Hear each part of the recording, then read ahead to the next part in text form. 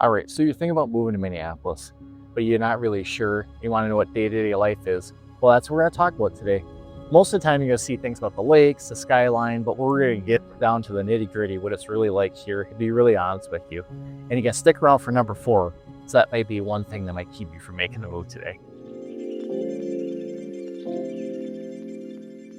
We're Andy and Julie with the Twin Cities Move Smart team. And this is what we do. We help people relocate every single day to the Twin Cities area. But our job isn't to sell you on Minneapolis. It's to give you the full picture so you can decide if this is the right area for you. Okay, so we're going to walk you through the 5 things you need to know if you're thinking about moving to Minneapolis. And we're going to give you the good, the great, and the things that may make you rethink if you want to move to Minneapolis. And if you're already thinking about moving to the Minneapolis area, drop a comment below. We respond to every single comment. Okay, first things first. Living in Minneapolis may not be what you think it is. Minneapolis is a big city, but it also has that small town feel. You've got the skyline, you've got professional sports teams, you've got the Twins, the Vikings, and you've also got great restaurants, walkability. So there's a reason why it keeps showing up on the most livable list. For one, it's an incredible walkable city. There are over 20 lakes in this city and surrounding area alone, not to mention miles of bike paths and walking paths to make it a great place to get around in the city. The food scene here is outstanding. It's really diverse. If you want Somalian, Ethiopian, Mexican, it's really all here, so you can have anything that you're looking for. Okay, so who thrives here? Well, people who love outdoor activities. Minneapolis is well known for our, like I said, our lakes, our walking paths. So especially in the summer, we got paddleboarding, we've got biking, we've got kayaking, we've got anything on water related and walking related. And not to mention you have a bigger city without the really big city chaos. And who else thrives here? Young professionals, families, individuals, anybody looking for something that has a big city feel, but not as big as a city as you think it is. And if you're relocating for healthcare, finance, or tech, there's a lot of big companies that are headquartered here. We've got Best Buy, Target, Medtronic, 3M, UnitedHealth Group. So some really great opportunities. And if you're in other industries too, there's other options as well. Okay, let's get to the part everybody wants to know. What does it actually cost to live here? And we're gonna give you real numbers because vague numbers don't help you make a decision. Okay, so a popular place in the Twin Cities, one of the neighborhoods, is Northeast Minneapolis. The example there, 1 bedroom, 1 bath is gonna run you about $1,800 a month. Now that doesn't include any upgrades such as not upgrades, but utilities, parking, etc. Now you're running closer to $2,100 a month. North Loop is another popular location. You're gonna pay a little bit more for that at the converted warehouse area. And it's really kind of a fun, it's got some interesting characteristics about it, but a little bit more expensive. Right now we're in Uptown. Uptown is still offers great walkability, a little bit more affordable than that. Okay, now we're getting to buy, which is our specialty. So in Minneapolis, the median sales price for a single family home is between $320,000 and $350,000. And that does depend on the neighborhood. Like we talked about, there's Northeast, there's South Minneapolis, there are other neighborhoods, and definitely depends which neighborhood you're in, but what you should expect is around that $320,000 to $350,000 home. Property taxes are another thing that you do want to be aware of.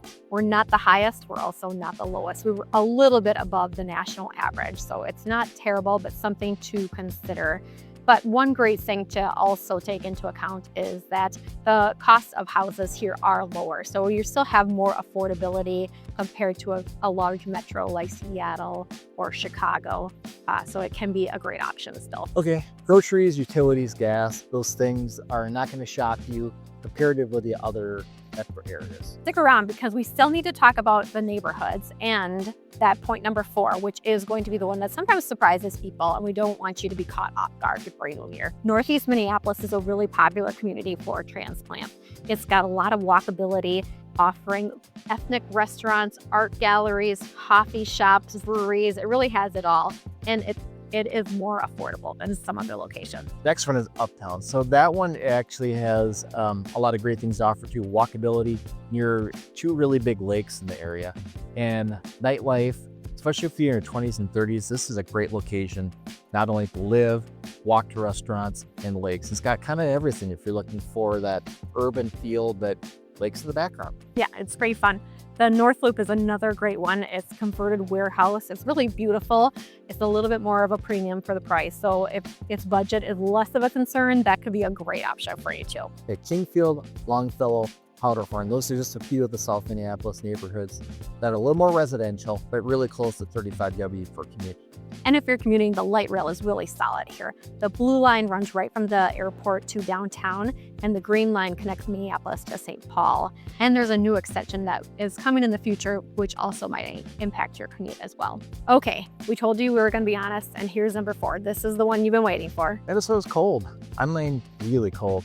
So we're talking 23 below weather, wind chill, freezing cold. So we're not gonna tell you it's gonna be nice, but you do get used to it, you do it at.